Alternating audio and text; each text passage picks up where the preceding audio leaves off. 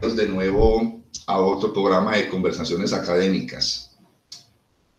Para mí es un gusto hoy tener un gran invitado, varios meses intentando comunicarme con el doctor. Es uno de los grandes académicos latinoamericanos y yo me atrevería a decir que a nivel mundial. Bienvenido desde Pereira, Colombia, doctor Eduardo Matos Moctezuma. ¿Cómo ha estado?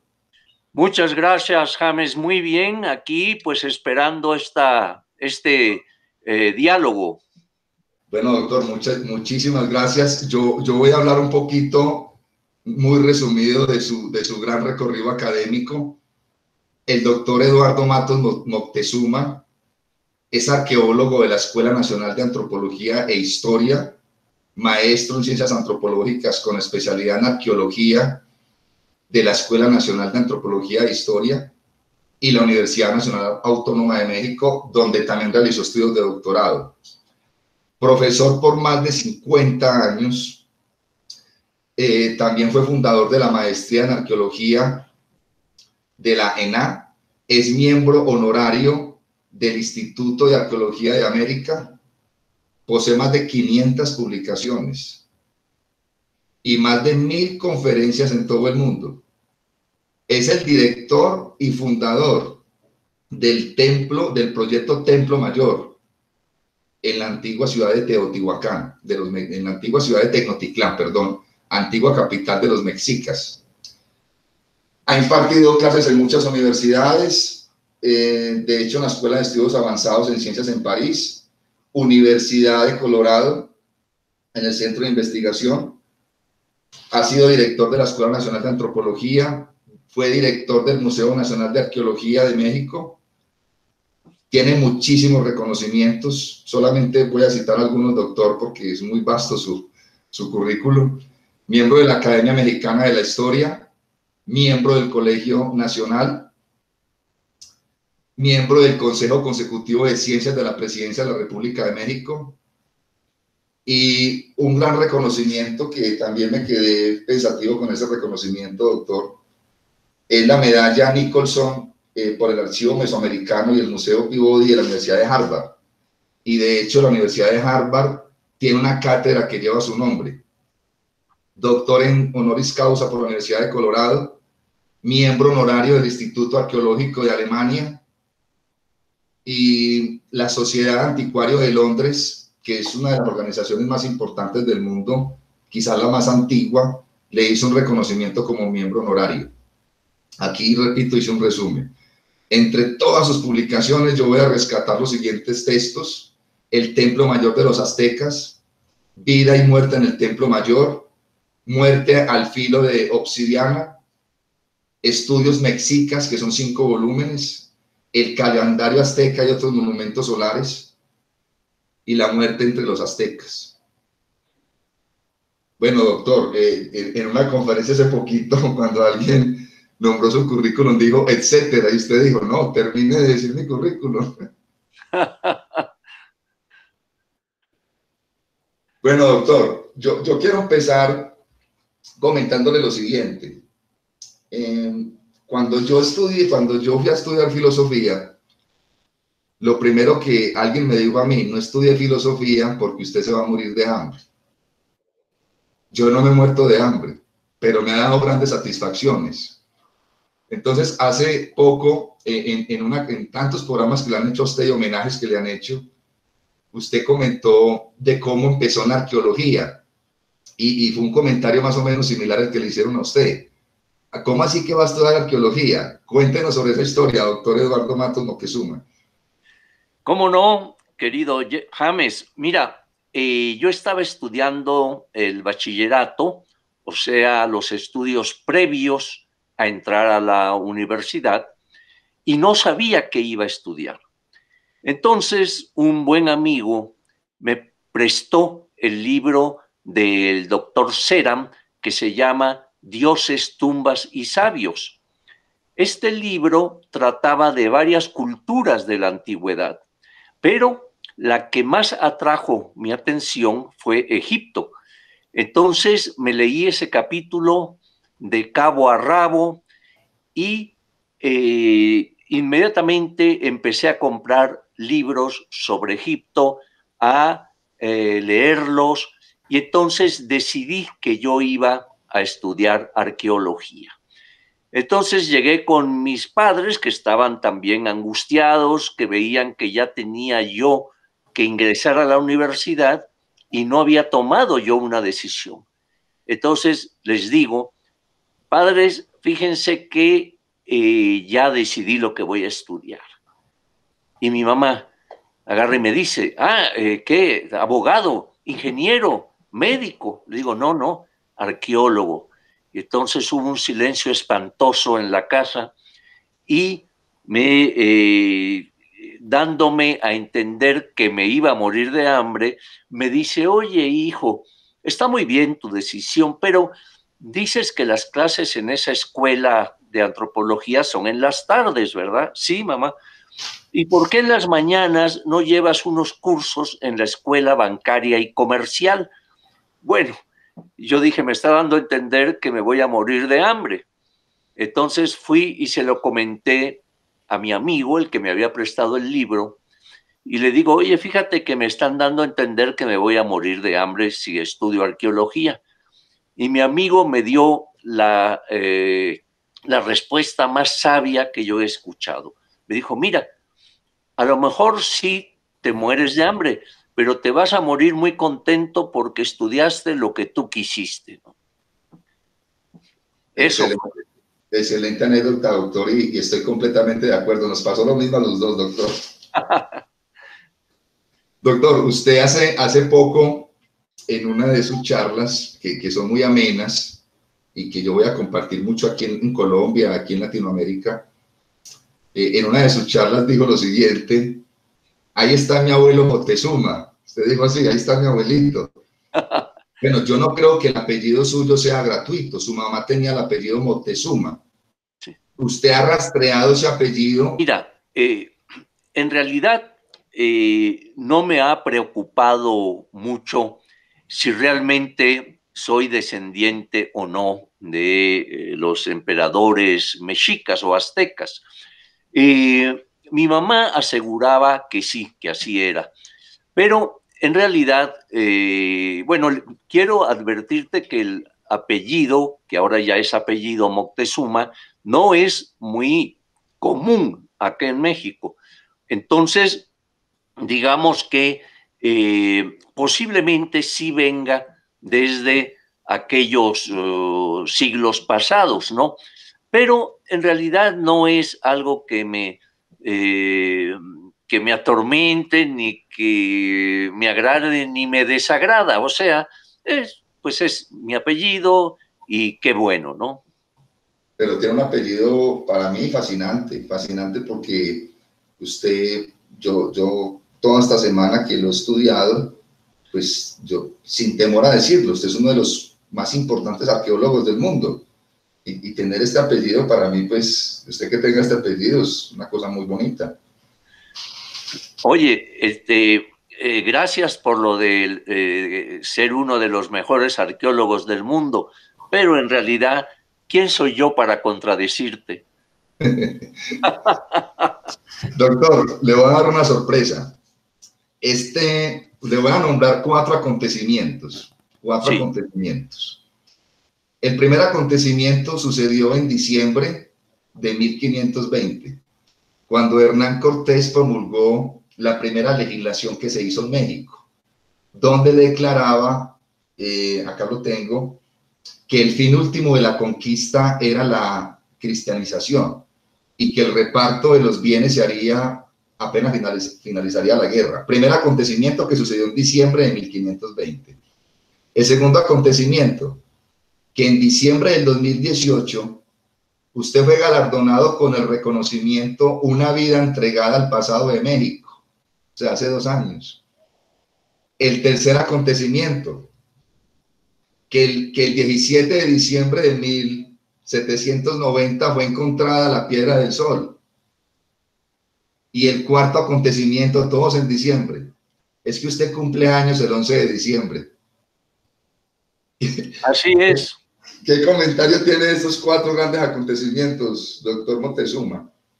Bueno, primero que nada, felicitarte porque por lo que veo has estado investigando profundamente y me imagino que con mucha acuciosidad, pues todas estas efemérides, ¿no?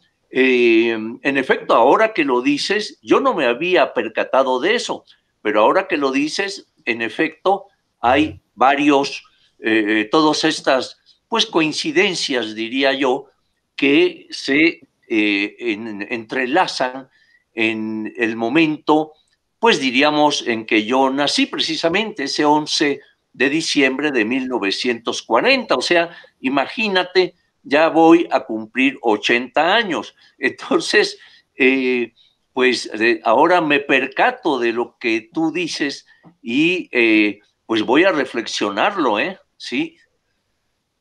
Gracias, doctor. Claro, el 17 de diciembre fue allá a la Piedra del Sol Sí, y también en 1520 Cortés hizo la primera ordenanza en México. Yo quisiera, exactamente. sí, doctor, bien pueda. No, no, dime, dime. Doctor, usted estudia el pasado. Hay una frase de un filósofo, se llama Séneca, que dice reza más o menos así, digamos, lo que fue, lo que es y lo que será. La vida se divide en tres partes y son esas tres partes, lo que fue, lo que es y lo que será. Y usted está dedicado a lo que fue. Es decir, la arqueología es el estudio del pasado y en ese sentido, porque para mí esta pregunta es muy compleja, hay veces ni siquiera conocemos el presente. Es decir, para mí, a mí me preguntan, ¿cómo está Colombia ahora? ¿Cómo está Pereira, acá donde vivo yo? Y yo viviendo en Colombia no conozco mi presente porque son muchísimos acontecimientos, miles de hechos. Entonces yo me pongo a pensar, entonces, ¿cómo será difícil estudiar el pasado? Quiero como cuál su reflexión sobre ese tema del estudio del pasado. ¿Cómo no? Mira, eh, estudiar el pasado de cualquier sociedad o de la humanidad misma implica precisamente voltear la cara a la historia, o sea, voltear a ver aquello que ocurrió, ¿no? Entonces, esto es muy importante porque conocer nuestros orígenes, conocer las sociedades que nos antecedieron en la historia, va, digamos, dándonos toda una información de los procesos que se dieron a lo largo del desarrollo de la humanidad. Entonces, de esta manera nos percatamos de que los primeros individuos fueron hombres cazadores, recolectores, pescadores, ¿verdad? Que andaban, eran nómadas o seminómadas, en fin, eso ocurrió hace ya más de 20.000 años, cuando empieza a realizarse el poblamiento de América. Pero después vemos cómo América queda aislada de los otros continentes y empieza un proceso de desarrollo impresionante en que los pueblos de nuestras latitudes van pasando de aquel nomadismo a un sedentarismo con nuevas formas de organización social, con nuevas relaciones de producción, con nuevos artefactos, con incorporar a su religión también nuevos elementos, en fin, que es todo un proceso que se va dando y esa historia llega hasta darnos lo que llamamos sociedades complejas, o sea, empiezan a surgir las grandes civilizaciones, tanto en el Viejo Mundo como en África, con Egipto, con Sumeria, en fin, todos estos, China, que, por cierto, son, digamos, sociedades que ya llegan a tener ciudades y la complejidad que una ciudad tiene, ¿no?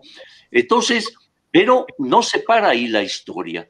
La historia continúa y llega digamos, hasta nuestros días, ¿no? Esta apreciación que haces sobre que se estudia el pasado, pero ¿para qué se estudia el pasado?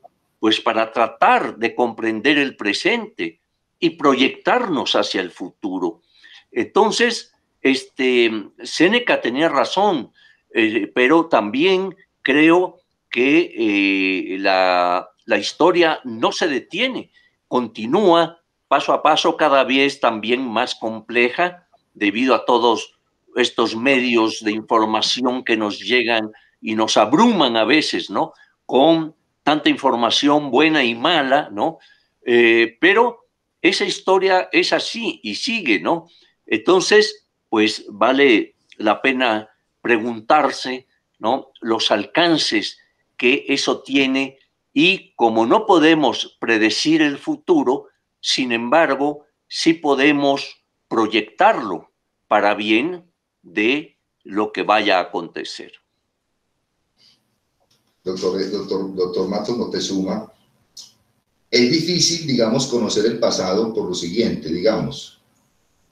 Supongamos de que hoy descubran un hueso, un utensilio, y nos digan los arqueólogos que la arqueología se sirve de muchas disciplinas, y nos digan, este artefacto tiene 25.000 años.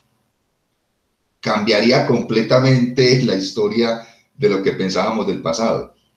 Es decir, en ese sentido, nuevos hallazgos pueden generar nuevas interpretaciones del pasado. Es decir, es muy difícil saber realmente lo que ocurrió en el pasado, doctor Matos. Bueno, la arqueología se ha ido perfeccionando cada vez más a nivel mundial. O sea, cuenta con nuevas herramientas, tanto teóricas como prácticas, pero es muy importante algo que señalaste, es decir, la arqueología actualmente cuenta con el apoyo de diferentes disciplinas. Nosotros acudimos, y lo hacen muchas investigaciones arqueológicas, al químico que nos va a dar resultados de los análisis de pigmentos, de los análisis de ciertos componentes, etcétera. Al biólogo, por ejemplo, en Templo Mayor han aparecido una cantidad enorme de huesos de animales, desde cocodrilos, dientes de tiburón, tortugas, serpientes, aves, ¿verdad? Todas ellas con un simbolismo específico. De ahí que los biólogos sean importantísimos, además de que ellos pueden hacer estudios de polen, que el polen se conserva muchísimo a través de los siglos, ¿verdad? Y pueden determinar con eso qué tipo de plantas había y con ello qué tipo de clima, porque ciertas plantas se dan en determinado clima. También los geólogos, los físicos para fechamientos, en fin, es una disciplina que yo en un momento dado escribí que era universal, que daba cabida a muchas disciplinas para poder entender ese pasado.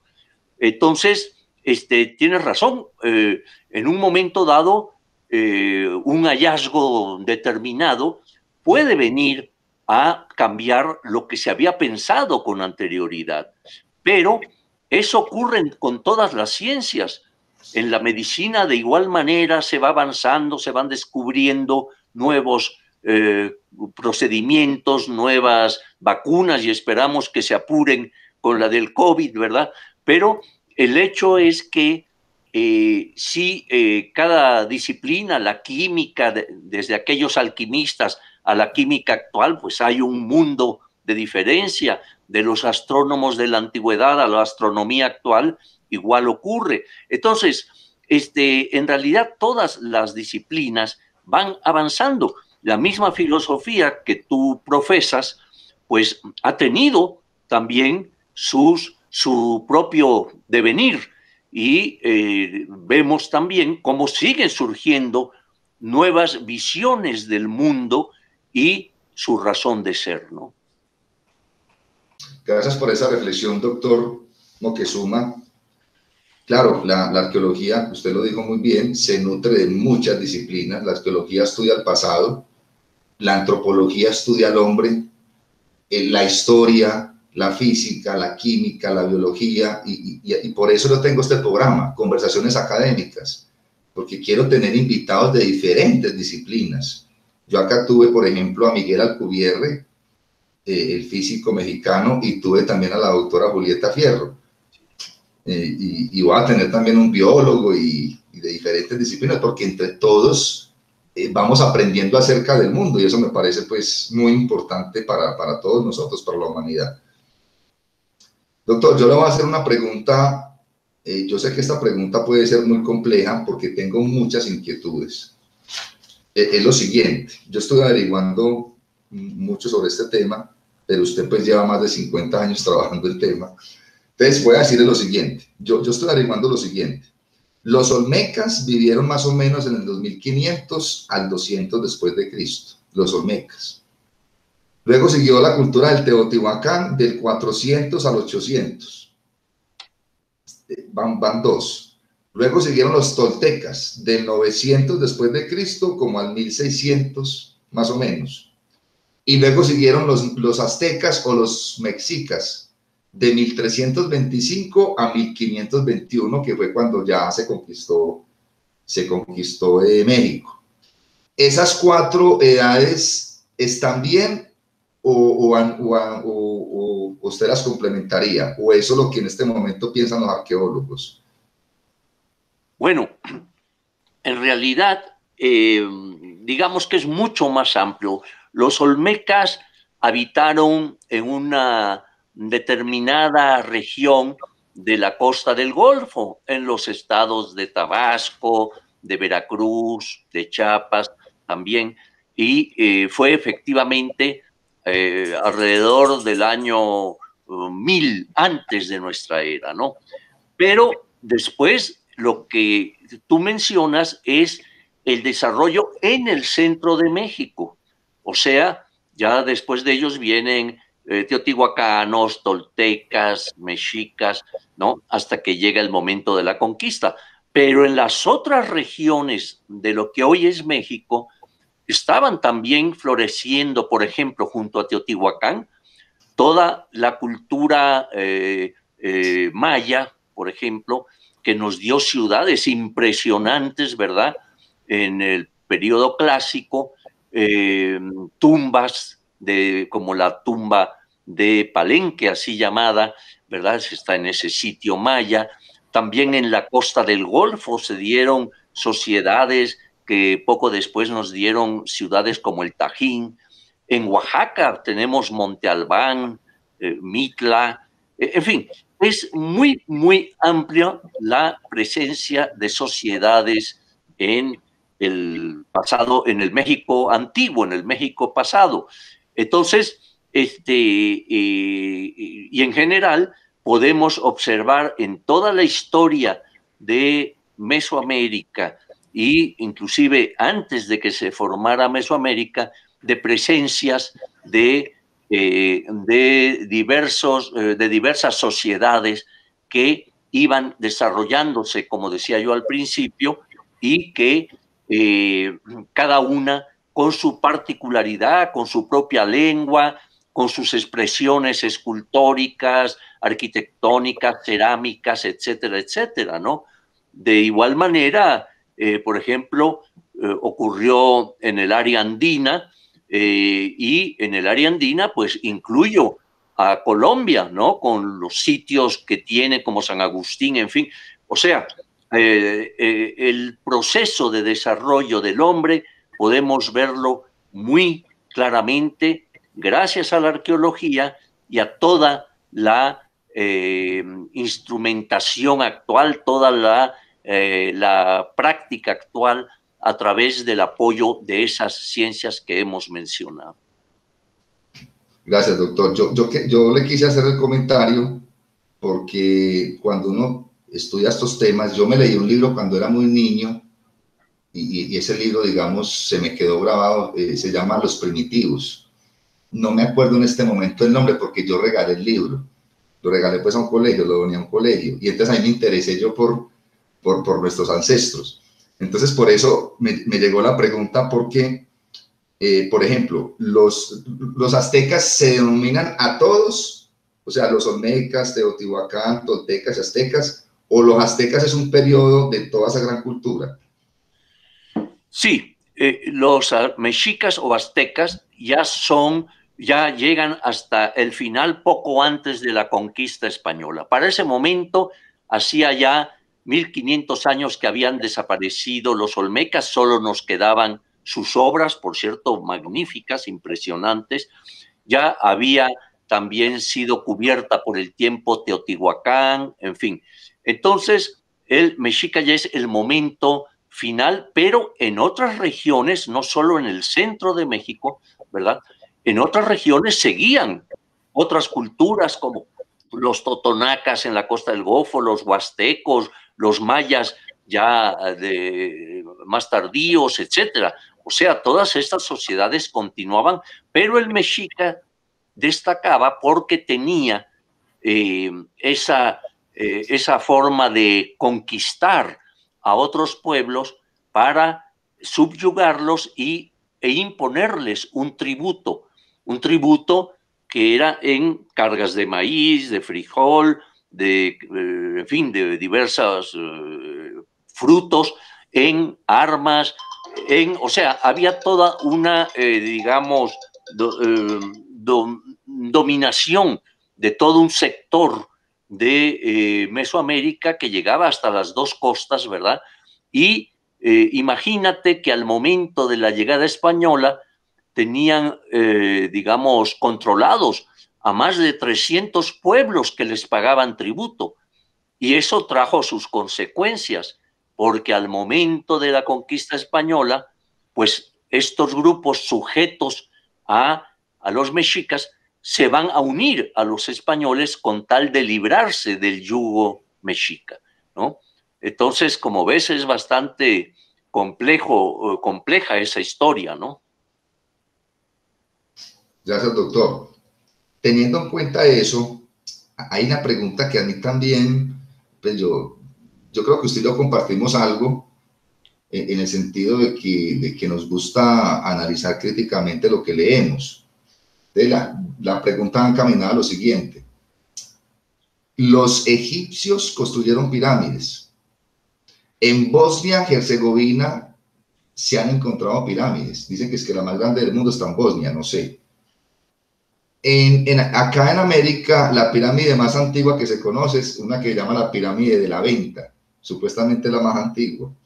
Luego están las pirámides de México, la pirámide de la Luna, la pirámide del Sol, el Templo Mayor. Entonces mi pregunta sería, ¿por qué dos territorios tan separados, como decir los egipcios y como decir los aztecas, aunque las pirámides las construyeron fue los de la cultura de Teotihuacán, no fueron los mexicas, supuestamente? ¿Usted ve alguna conexión entre ambas? ¿Cómo es posible que dos culturas tan distantes hubieran construido pirámides? Pues aunque son distintas, pero hubieran construido pirámides. ¿Qué piensa usted de eso, doctor Moctezuma? Bueno, a eso iba ahorita que estabas haciendo la pregunta. En primer lugar, hay una diferencia enorme entre las pirámides egipcias, por ejemplo, a las pirámides mesoamericanas. Las egipcias son verdaderas pirámides, es decir, la forma piramidal a través de las pirámides de Keops, de Miserinos, etcétera, pues nos habla de cómo son pirámides que tienen esa forma verdadera. En Mesoamérica no eran así, eran, digamos, basamentos superpuestos que se conformaban y arriba se encontraba el templo. ¿Y eso por qué era? porque estaban imitando montañas. O sea, la pirámide principal, tanto en Teotihuacán como aquí en Tenochtitlan, o sea, en la capital mexica, son pirámides que se conforman con estos cuerpos escalonados, ¿verdad? Con el templo hasta arriba.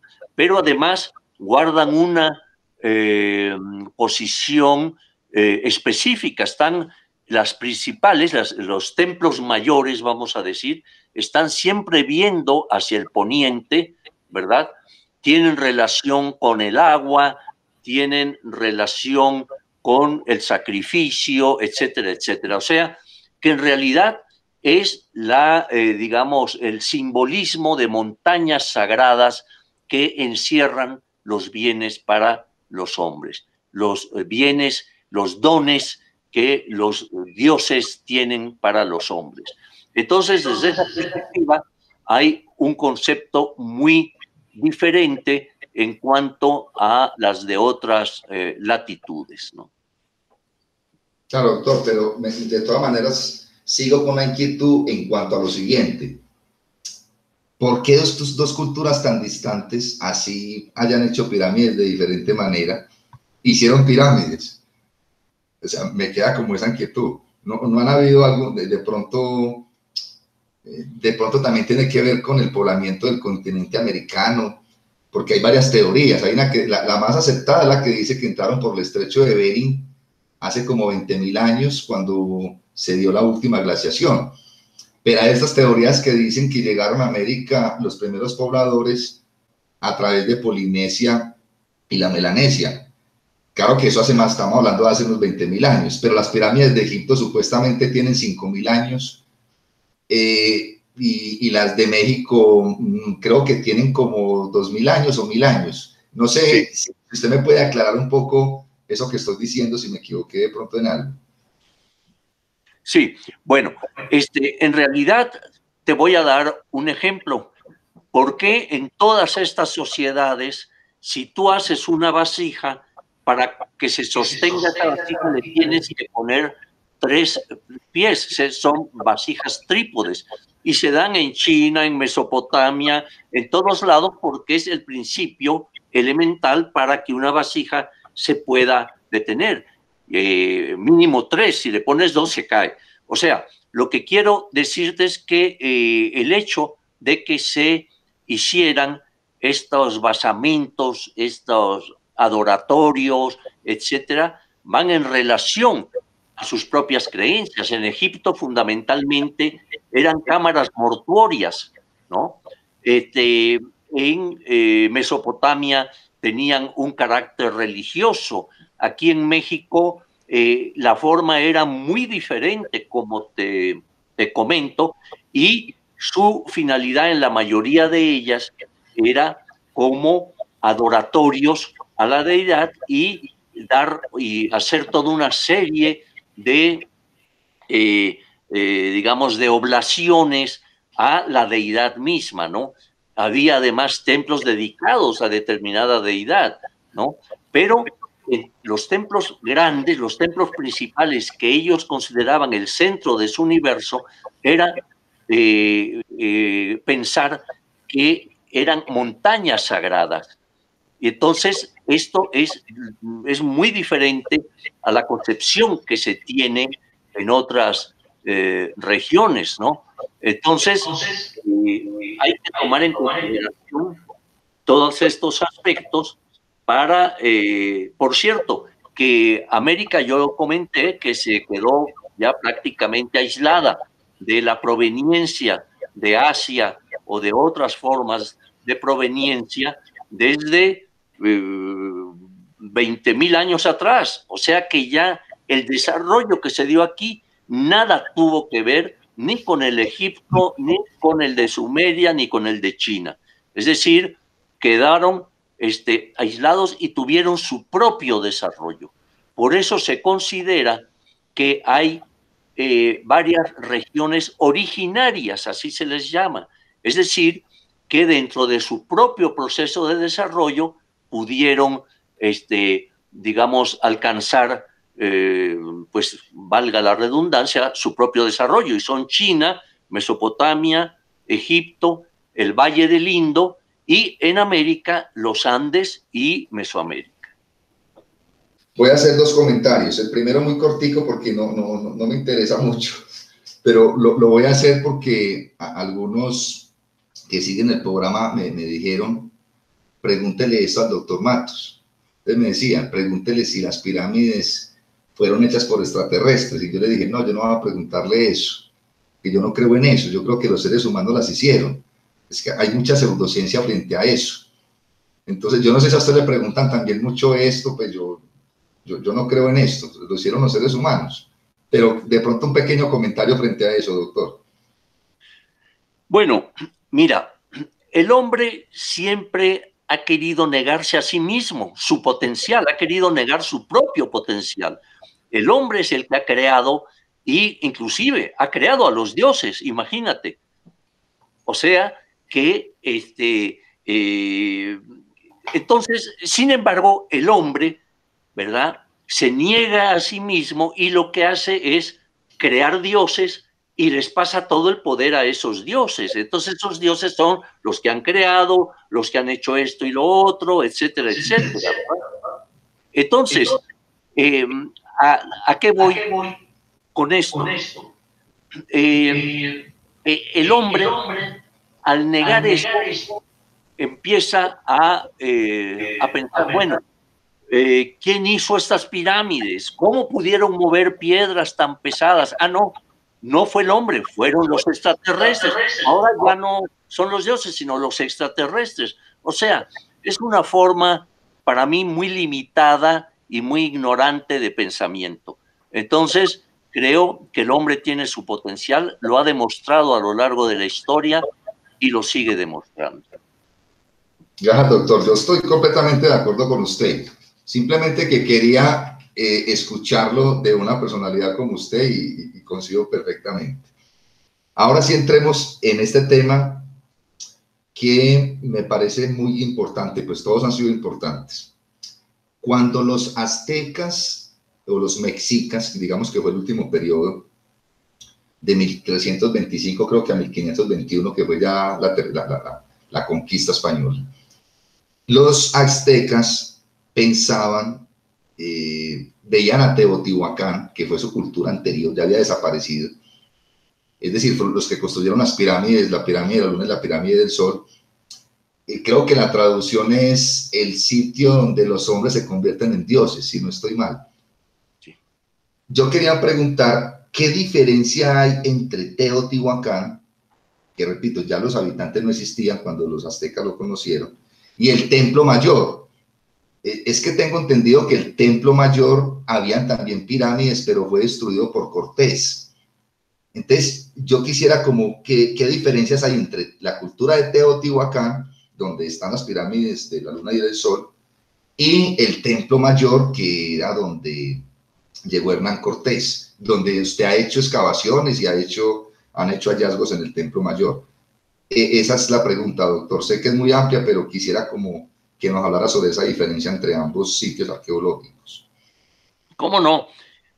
Teotihuacán se desarrolla a partir más o menos del siglo I de nuestra era hasta el año 650, en que ya hay datos que muestran que desaparece. En esos 650 años tuvieron todo un desarrollo, fue aumentando la población, lo tenemos detectado cronológicamente, llegó a tener más de 100,000 habitantes ya en su momento de apogeo, etc. Al final es abandonada, es destruida, hay datos que indican que las partes, por lo menos las partes sagradas, fueron quemadas, ¿verdad?, incendiadas, etc. Entonces, de 650 a 1325, en que fundan Tenochtitlan, pues son varios siglos, pero hay algo importante, hay la tradición oral, y la tradición oral se va conservando, ¿verdad? cuando digo, no es que los teotihuacanos hubieran desaparecido todos, que hubieran muerto todos en un momento, ocupan otros lugares, ya, pero ya no es la gloria de aquella ciudad.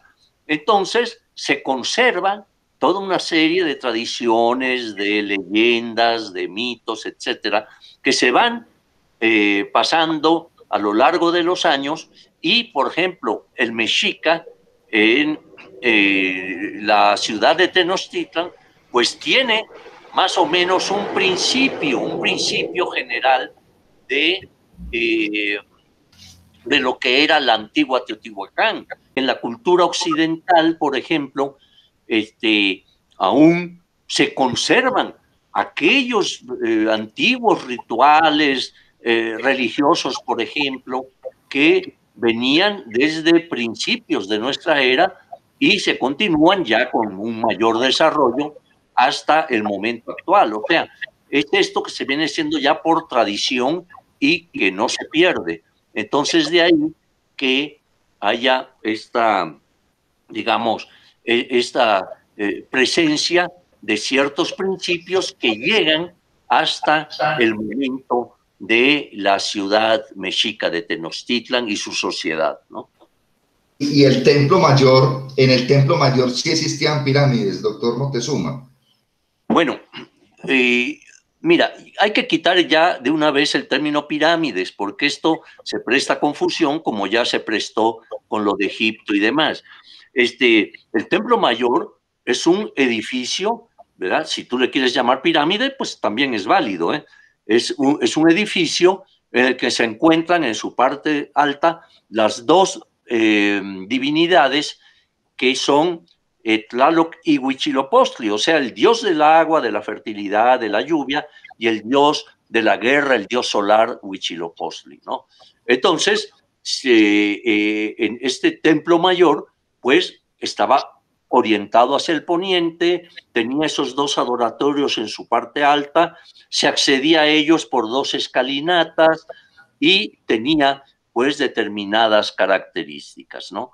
Entonces, pues ese edificio, además, al principio era un edificio pequeño. Cuando los mexicas llegan en medio del lago de Texcoco y van a fundar su ciudad, pues primero hacen un pequeño adoratorio, después ya hacen un templo un poco más grande y así va creciendo uno sobre otro, ¿verdad?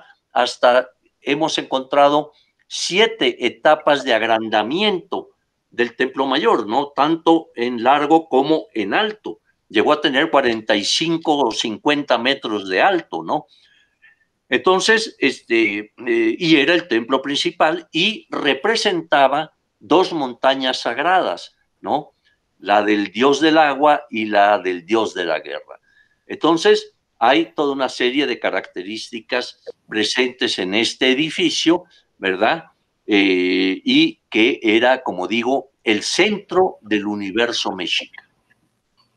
Hay unos dioses que son muy importantes.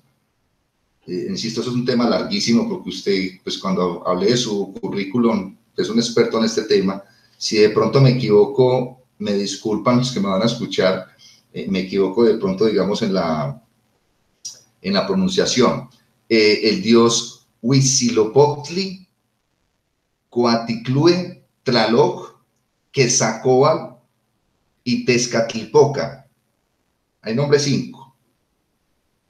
¿Cuál de esos dioses son de diferentes épocas? ¿Cuál es el dios más importante? ¿O los de Tenochtitlán, los de Teotihuacán tenían un dios principal, los olmecas tenían otro y los mexicas otro?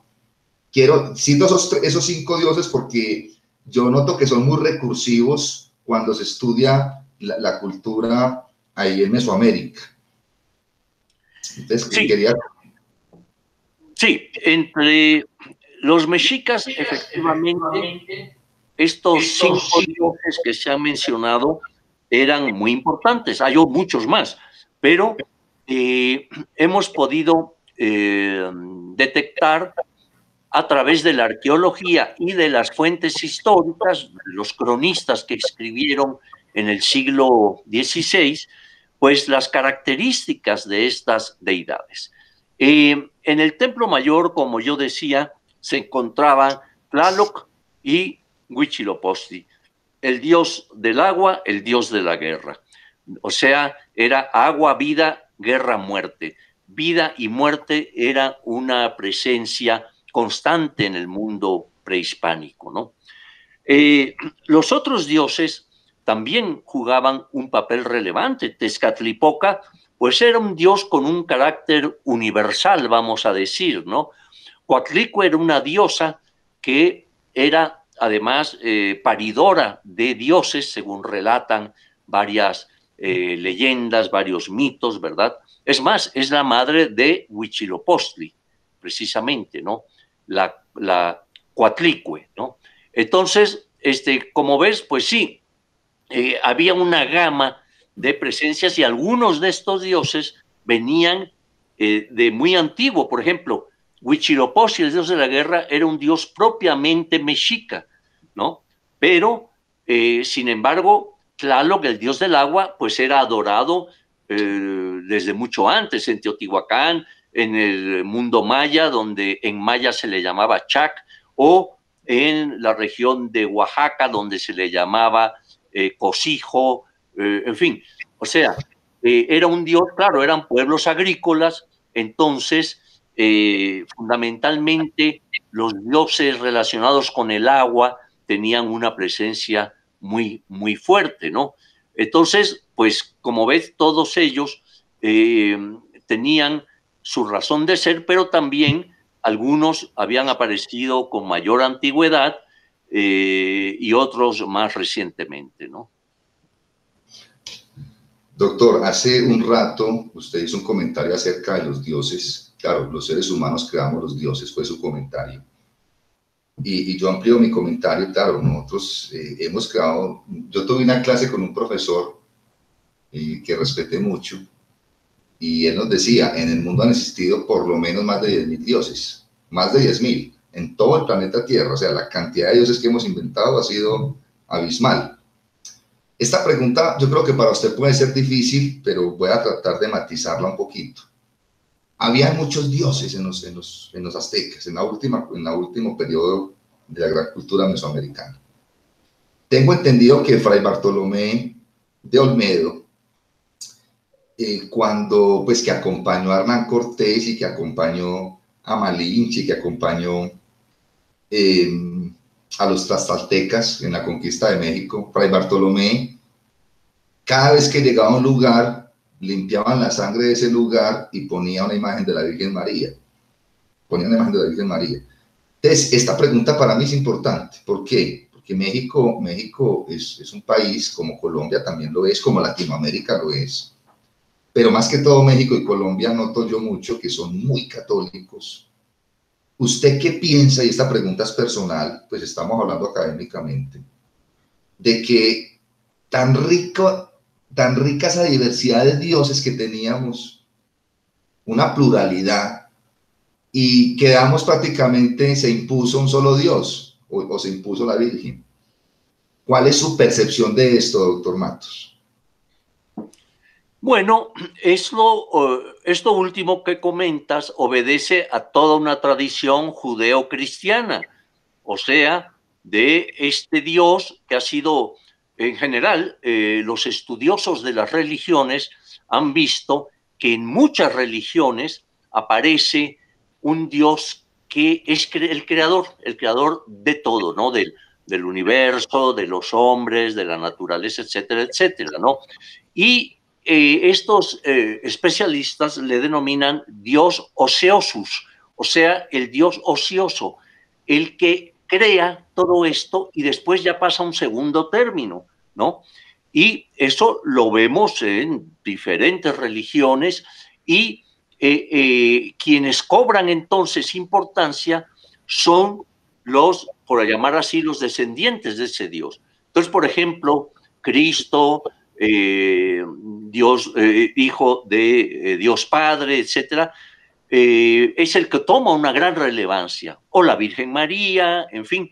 Entonces, vemos cómo, en el caso de Dios Padre, este queda en un segundo plano, a grado tal que, pues, si tú me puedes mencionar en dónde existe alguna iglesia dedicada a Dios Padre, prácticamente no la hay. Puede que haya alguna por ahí, ¿no? Pero no la hay. Todas son o al Sagrado Corazón, o a la Virgen María, a la Inmaculada Concepción. O sea, que se diversifica ya en otros personajes que están, por así decir, o que a la vez fueron creados por aquel padre. Entonces, eso lo vemos en muchos momentos, pero responde a toda una tradición, ¿no? Hay otras tradiciones que consideran otras cosas y tenemos el Islam y tenemos el budismo y tenemos, en fin, muchas otras planteamientos que tienen sus propias concepciones acerca de Dios, de los dioses, etcétera, etcétera. Entonces, el hecho de que nuestros pueblos americanos, en su gran mayoría, sean católicos, pues fue precisamente por lo que vino de España a raíz de la conquista. Hubo una conquista militar primero y luego una conquista espiritual. Entonces, de allí viene todo esto, ¿no? Digamos que, pues es lo que te respondería, ¿no? Muchas gracias, doctor. Voy a mostrarle algo en este momentico. Voy a mostrarle algo que tengo acá. Una piedra. ¿La alcanza a detallar, doctor? Sí. Esta piedra la encontré en un pueblo cerca acá a Pereira, donde yo nací, que se llama La Virginia. Y esta piedra la traje de un lugar lejano. No sé si la trayó alguien, no tiene inscripciones, pero me encantó esta piedra. Yo cuando era niño coleccionaba piedritas. Ahora, ¿por qué pongo el ejemplo de la piedra? Y esta piedra creo que la va a guardar toda la vida. Pongo el ejemplo de la piedra porque usted es un estudioso de las piedras. Usted es arqueólogo. Y lo otro porque usted tiene un texto muy bonito que se llama El decir de las piedras. Y en ese discurso usted habla de 3 monumentos. Uno, la piedra del sol. El otro, el monolito de Coyolxauhqui, qué pena que aquí no soy capaz de pronunciarlo bien, y de Tlatelculti, la tierra. Y usted dice que esos 3 monumentos son portadores de antiguos pensamientos, y usted les hace un honor a esos 3 monumentos. ¿Todavía conserva esa idea de que esos 3 monumentos son los más importantes? ¿O se mantiene esa idea, doctor? ¿O cuál es su reflexión sobre esos 3 monumentos? Sí. Bueno, mira, estos 3 monumentos fueron elaborados por los aztecas o mexicas y cada uno tiene su propia representación, su propio simbolismo, etcétera. Por ejemplo, la Piedra del Sol, pues como su nombre lo indica, es una representación solar que quizás ha sido la pieza más estudiada, ¿no? En Coyolxauhqui es la luna, ¿verdad? Entonces ya tenemos sol, luna, y la tercera, Tlaltecutli, es la tierra. Esta trilogía es muy importante en varias culturas, no solo en la mexica, en varias culturas, porque eran elementos deificados, eran elementos que en muchas culturas de la antigüedad se convertían o se adoraban, ¿verdad? Como sol, luna, tierra, pero tenía su propio componente. Fíjate, en el antiguo Egipto, ¿cómo se llama? El rey, el faraón revestía un carácter solar, ¿no? ¿Por qué? Porque el sol es principio de muchas cosas. El sol es el que da el día, es el que da calor, es el que, en fin, tiene una serie de aspectos y pues muchos pueblos eran pueblos solares, o sea que rendían culto a quien daba vida, ¿no?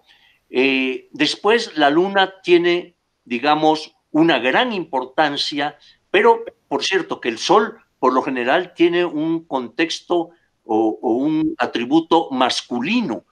En cambio, la luna tiene un atributo femenino fundamentalmente, ¿no?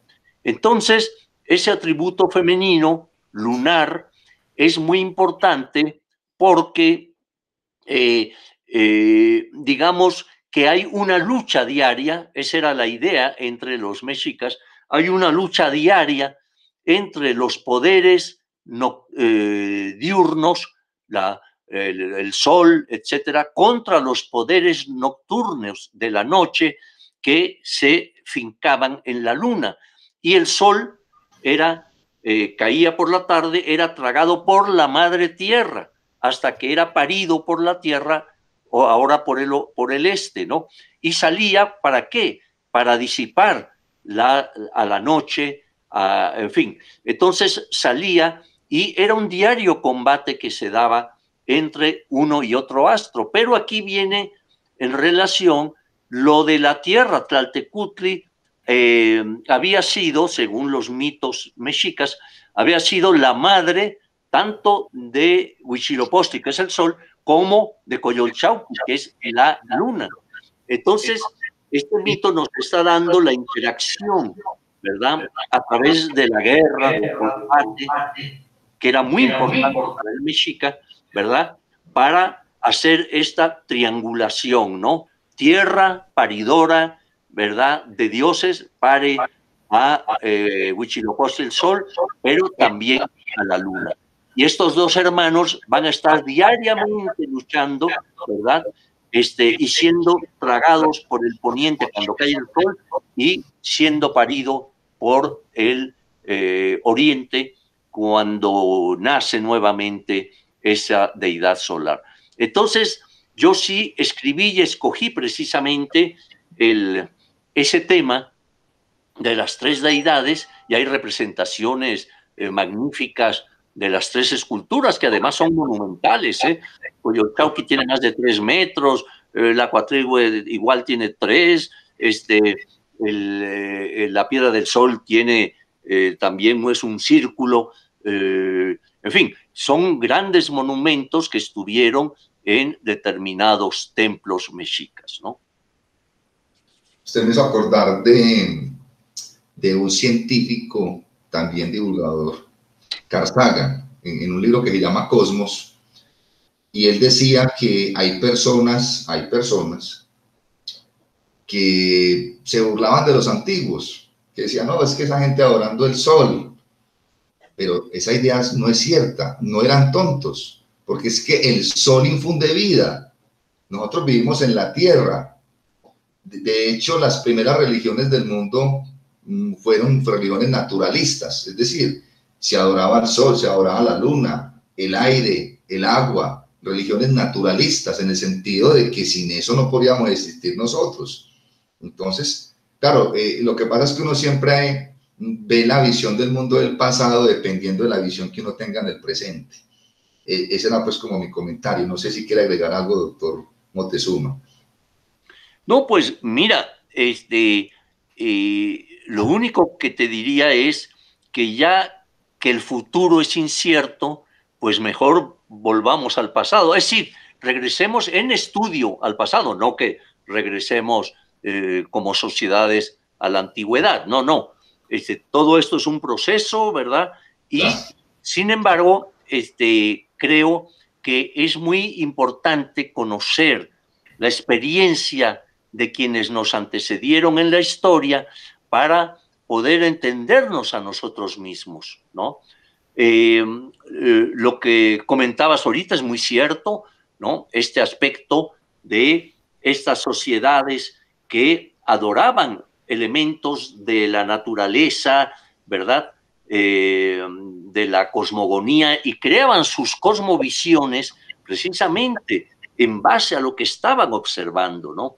Entonces, como bien dices, no es una tontería, no es una cosa así, sino que inclusive en religiones actuales también hay la representación. Si tú recapacitas, vas a ver cómo, por ejemplo, la figura de Cristo O sea, me refiero al catolicismo, que nos es más cercano, digamos, lo conocemos mejor, como Cristo es en realidad una figura solar, ¿no? Resplandeciente, etcétera. En cambio, la Virgen, por lo general, en sus diversas advocaciones, tiene elementos de luna, lunares, ¿no? El manto con estrellas, en ocasiones paradas sobre la media luna, en fin, tiene por lo general una connotación de ese tipo y asociada muy fuertemente a la luna. Y esto obedece también a diversos aspectos en que la luna, por ejemplo, el ciclo lunar es igual al ciclo menstrual en la mujer. Entonces, lo femenino se plasma, se marca en este tipo de deidad, ¿verdad? En el cual también se relacionada con la luna, con la noche, etcétera, etcétera, ¿no? Hay una, digamos, dependiendo de la visión del arqueólogo, dependiendo de la visión del historiador, se reconstruye la historia. Puede ser, yo he leído algunos apartes, no me acuerdo en este momento los nombres. Para algunos historiadores españoles la historia no es como se contó mucho, o sea, que ellos no fueron los malos pues de la historia. Para nosotros los españoles pudieron haber sido los malos, porque Cortés llegó acá y Pizarro llegó al imperio de los incas. Entonces, en ese sentido, el arqueólogo y el historiador tiene que ser muy imparcial, mirar el hecho como ocurrió independientemente de su pensamiento. Entonces, yo hace poco vi una conferencia suya muy reciente que se llama Mitos y Verdades acerca de la conquista de México, donde usted decía que, bueno, muchas cosas, y yo voy a recomendar acá pues esa conferencia magistral que usted dio, donde decía que los Tlaxcaltecas, que fueron como 4 factores que hicieron posible de que se conquistara México. Usted puso un factor psicológico, lo explicó, luego un factor tuvo que ver con el tema de las epidemias, el otro factor fue el económico y el otro factor creo que fue el religioso. Entonces me escapa un poquito. Quisiera que nos hablara un poquito de eso, de la conquista de México, de esa alianza de los tlaxcaltecas con Cortés, y cuál es su visión, quién fue el ganador, quién fue el perdedor, porque, repito, eso también depende mucho de la visión del arqueólogo y el historiador. Bien pueda, doctor Matos. Sí, bueno, has dicho algo muy cierto. Es decir, en realidad no se trata de una guerra entre vaqueros e indios o entre buenos y malos, ¿verdad? Esas posiciones que a veces son un poco absurdas, ¿no?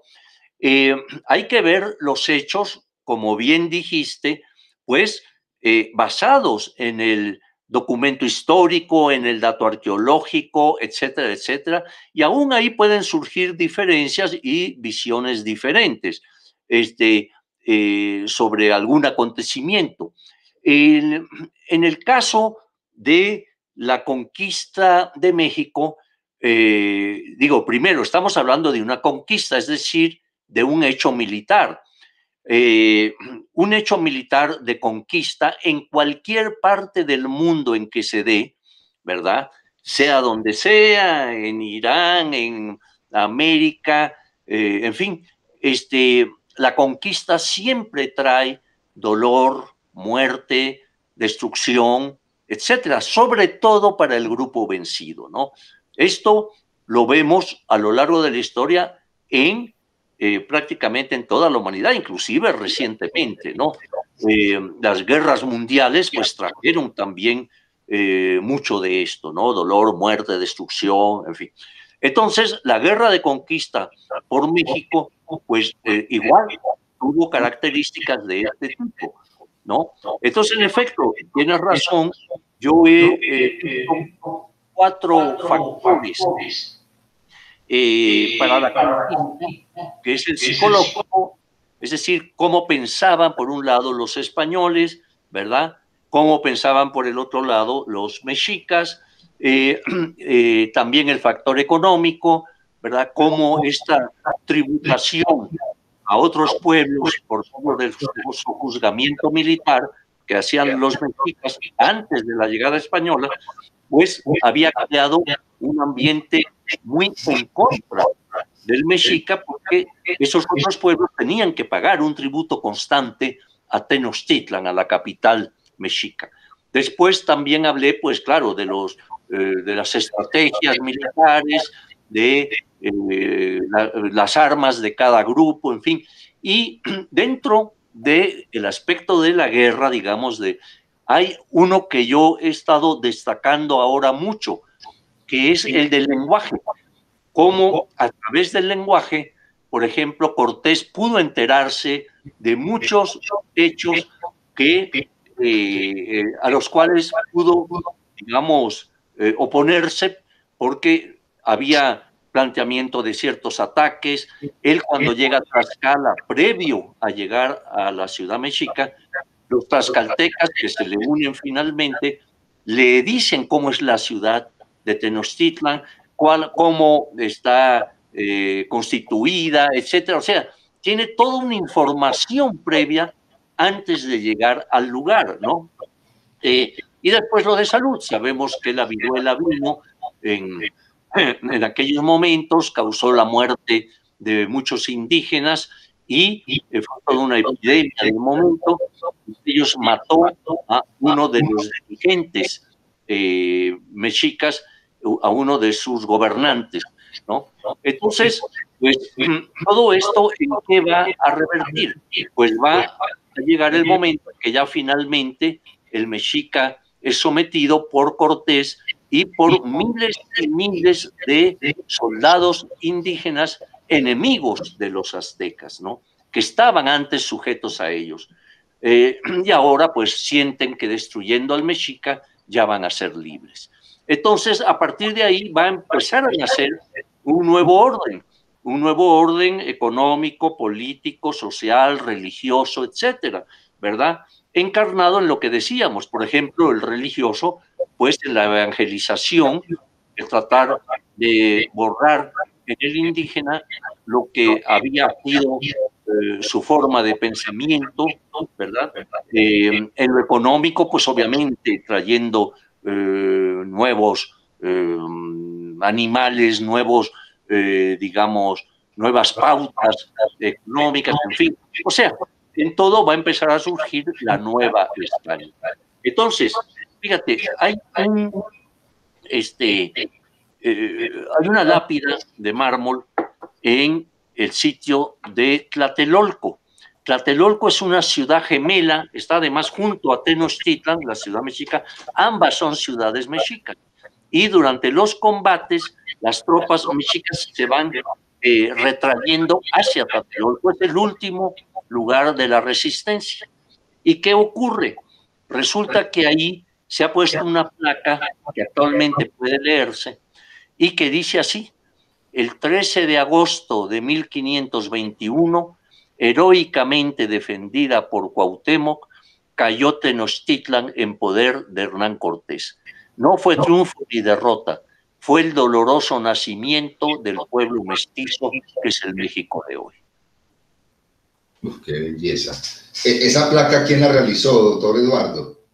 Mira, el pensamiento, por cierto, que no dice Tenochtitlan, dice Tlatelolco, heroicamente defendido por Cuauhtémoc, cayó Tlatelolco en poder de Hernán Cortés. No está firmada, está labrada en mármol, pero se sospecha que la pudo haber hecho un gran poeta, don Jaime Torres Bodet, que fue secretario de Educación, en fin, pues hasta ahí llegamos, porque no se sabe a ciencia cierta, pero creo que pinta muy bien ese aspecto. No fue triunfo ni derrota, fue el doloroso nacimiento del pueblo mestizo que es el México de hoy. Claro, ya no podemos cambiar el pasado. Lo que ocurrió, ocurrió, y no estaríamos acá hablando usted y yo si no hubiera ocurrido ese acontecimiento. Mire, esta pregunta que le voy a hacer, ya estamos como en los periodos finales de este programa. Es una pregunta hipotética que en este momento me surgió. Si usted pudiera viajar al pasado, pues usted viaja constantemente al pasado, porque usted lo hace, usted viaja, pero digamos físicamente pudiera hacerlo hipotéticamente, a varias partes, no digamos a una sola parte. ¿A qué periodos históricos le gustaría estar? Que usted diga, yo quiero devolverme al pasado al año 1521, o quiero devolverme al año 1000 antes de Cristo, ¿cómo iniciaron los olmecas? Si pudiera hacer eso, ¿a qué periodos usted se devolvería? ¿Qué le gustaría saber que todavía no ha podido descifrar? Cuéntenos acá, doctor. Bueno, fíjate que en varias conferencias, pero también en cosas que he escrito, hablo de la arqueología como una máquina del tiempo que te permite llegar al pasado, ¿no? Entonces, contestando a tu pregunta, a mí me hubiera gustado mucho, por ejemplo, vivir en esa enorme ciudad que fue Teotihuacán, ¿verdad? Conocer ahí todo, cómo se fue haciendo, cómo fue creciendo, las pinturas maravillosas que hay allí, pero después también en Tenochtitlan, para conocer, como tú decías, a mis abuelitos. Entonces, ver ese momento en que el imperio mexica se viene abajo, se derrumba, ¿verdad? Y cómo va a surgir algo nuevo. Entonces, pues, esos momentos me atraen mucho y creo que me hubiera gustado estar ahí. Bueno, doctor, le tengo una pregunta que yo creo que lo va a tocar mucho, porque usted escribió un libro sobre la muerte en los aztecas. Creo que ha escrito varios. El tema de la muerte ha sido muy recursivo en usted. Y yo sé que esta pregunta es muy personal. Si la quiere contestar, tranquilo. O sea, ¿cuál es su reflexión de la muerte? ¿Usted cree que hay una vida después de la muerte? Usted está muy influenciado por la muerte en los aztecas porque la ha estudiado mucho, repito, ha escrito un libro sobre ese tema. ¿Cuál es su idea de la muerte, doctor Eduardo Matos? Sí, en efecto, fíjate que uno de los primeros libros que escribí hace, yo creo que ya casi 40 años, o ya no sé, fue precisamente Muerte a filo de obsidiana, ¿no? Y entonces ahí daba un repaso del pensamiento mexica en relación a la muerte, los lugares a donde ellos creían que iban a ir después de la muerte misma, en fin, ¿no? Y ya después, más recientemente, habían salido una mayor información, entonces escribí La muerte entre los mexicas que tú mencionaste al principio, ¿no? La muerte entre los mexicas, en donde ya abundo un poco más sobre ese tema, ¿no? En efecto, fíjate nada más si no tendré eh, una presencia constante de la muerte cuando, mira, varios de mis libros llevan el título de muerte, mira, Muerte a filo de obsidiana, Vida, pasión y muerte de Tenochtitlan, La muerte entre los mexicas, Vida y muerte en el Templo Mayor. Bueno, ya no sigo porque entonces, en efecto, es un tema que siempre me ha atraído, porque yo pienso que primero no hay más allá. Es decir, creo que el subterfugio que los hombres han dado a lo largo de la historia, a lo largo de la historia y principalmente la religión y las filosofías, algunas de ellas, es precisamente que ante lo inexorable el hombre trata de trascender de alguna manera, ¿no? Entonces, ¿qué hace la religión o ciertas filosofías? Le dan una esperanza. No, no, tú vas a morir, pero corporalmente, pero tú vas a poder llegar a otros sitios. Y entonces aquí entran, según cada sociedad, diferentes formas y según diferentes religiones, diferentes formas de cómo evadir esa muerte, supuestamente evadirla, porque de que te mueres, te mueres. Pero entonces dicen, no, tú vas a ir, por ejemplo, el concepto cristiano es moral, ¿no? Si te portas bien, vas a ir a gozar, vas a ir al cielo. Si te portas mal, vas a ir al infierno y mueres en pecado mortal, ¿no?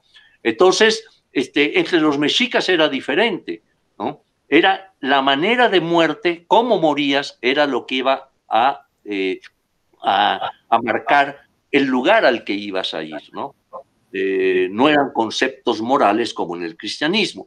Entonces, yo en lo personal, pues no creo digamos, en esos más allá, ¿verdad? Y yo creo que cuando mueres, pues ahora sí que te mueres y hasta allí llegaste, ¿no? Podrán quedar muchas cosas tuyas en el sentido de que si escribiste libros quedarán, o si hiciste poesía puede quedar, si hiciste música, si enseñaste, si fuiste buen maestro, o si, en fin, lo que tú quieras, ¿no? Pues se recordará o no se recordará, depende. Pero yo creo que hasta ahí llega el asunto y se acabó, ¿no? Algunos griegos decían, toda la vida se ha de aprender a vivir y toda la vida se ha de aprender a morir. Bellísima reflexión, Sí. doctor Moctezuma. ¿Cuál es el sentido de la vida para usted? ¿Usted cree que la vida tiene un sentido? Sí, claro. Pues imagínate, claro que sí. La vida hay que vivirla, hay que saber vivir la vida como hay que saber vivir la muerte. Es decir, tienes que tratar de vivir plenamente hasta donde te sea posible, ¿verdad? Y tratar de hacer las cosas a las que te dediques o lo que sea, tratar de hacerlas bien, ¿no? Entonces, fíjate que precisamente ahora que cumplo 80 años, el Colegio Nacional, institución a la que pertenezco, junto con 40 pues, destacados investigadores en todas las ramas, me hace un homenaje este Colegio Nacional. Y entonces yo tengo preparado un pequeño, breve discurso de agradecimiento al homenaje, ¿no? Y en él precisamente digo que hay que saber vivir la vida, pero también saber vivir la muerte, ¿no? Entonces, creo que ese pensamiento que mencionaste es muy válido, es muy interesante, ¿verdad? Y pues así lo veo yo, ¿no? Doctor, denos para todos los que lo van a escuchar en Latinoamérica y espero que en muchas partes del planeta, una reflexión final sobre lo que quiera, sobre lo que hayamos hablado o no hayamos hablado. Denos una reflexión final, doctor Eduardo Matos Moctezuma. Bueno, una reflexión final podría ser en el sentido de que la arqueología misma, la historia, te permite ver precisamente el paso del hombre por la tierra, ¿no? Ese paso del hombre desde momentos muy antiguos hasta momentos más recientes. Entonces, eso te hace tener una dimensión dialéctica de todo este proceso, ¿verdad? De cómo se ha dado, cómo se dio, por qué se dio, ¿verdad? Y ver en aquellos hombres, pues, lo que ahora somos. Somos descendientes de aquellos hombres. Entonces, simple y sencillamente que todo tiene un principio y un alfa y quizá una omega, ¿verdad? Pero que nosotros somos perecederos como hombres, como lo son las plantas, los animales, y espero que la humanidad en el futuro llegue a mejores momentos de comprensión, porque estamos viviendo verdaderamente momentos muy difíciles, muy agrios, y el hombre, pues todavía, y al decir hombre lo digo en general, hombre, mujer, ¿no? Creo que el hombre tiene mucho por delante, quizá yo ya no lo vea, pero tengo esperanza de que el hombre se vaya transformando y cambiando a partir de estas experiencias que estamos viviendo. Bueno, yo tengo que decir lo siguiente. Yo tengo 44 años, doctor, y usted va a cumplir el 11 de diciembre 80 años. Se lo digo con toda honestidad. Muy lúcido usted para la edad que tiene. Ojalá yo pudiera llegar a esa edad. No creo que vaya a llegar a 80 años. Yo le agradezco muchísimo haber aceptado estar en el programa. No sabe lo difícil que fue contactarlo, doctor. Los aportes que usted nos dio acá, la calidad de personas usted, como muchos invitados que he traído al programa. Inmensos agradecimientos. ¿Usted ha venido a Colombia, doctor? Varias veces, y tengo buenos amigos allá, he dado muchas conferencias, fui muy amigo del gran poeta Holguín, Andrés Holguín, colombiano, de músicos muy afamados, inclusive de música clásica, ¿verdad? En fin, es un país que admiro y que quiero mucho. Yo no conozco México y estoy que me voy para México. Quiero conocer el Templo Mayor, quiero conocer Teotihuacán, espero poder hacerlo. Voy a ver si trato de cumplir ese sueño. Ojalá algún día pueda venir acá a Pereira. Es una ciudad... ¿No ha estado en Pereira, Risaralda? No. No, he estado en Medellín, inclusive hace un par de años, porque di una conferencia en la inauguración de la Feria del Libro allá. Quiero dar a conocer muchos pensadores que lastimosamente no conocemos muchísimo. Yo no conocían a Alcubierre, no conocían a Julieta Fierro, no lo conocían a usted, yo me quedo aterrado. Y cómo, o sea, cómo conocemos más artistas y no conocemos las eminencias que tenemos. No, fíjate que es muy buena idea de tu parte hacer esto. Además, requiere un esfuerzo, un conocimiento. La filosofía, yo creo que te da un buen marco de arranque, ¿no? Y bueno, yo pienso que el programa tiene éxito. Mira, muy bien, porque fueron preguntas muy inteligentes, preguntas que en un momento dado se hace mucha gente, ya erróneamente o atinadamente, pero creo que estuvo muy bien. Yo creo que lo llevaste muy bien el programa, y pues cuando vengas a México te recibimos acá y te paseamos, ¿no? Por cuando la pandemia nos deje. Eduardo Matos Moctezuma, mil gracias por haber aceptado esta invitación. Espero nos podamos encontrar luego en el camino. Mil gracias y un abrazo. A ti, muchas gracias, y ahí estamos en contacto. Cuídese mucho. Un abrazo. Hasta luego. Hasta luego, doctor.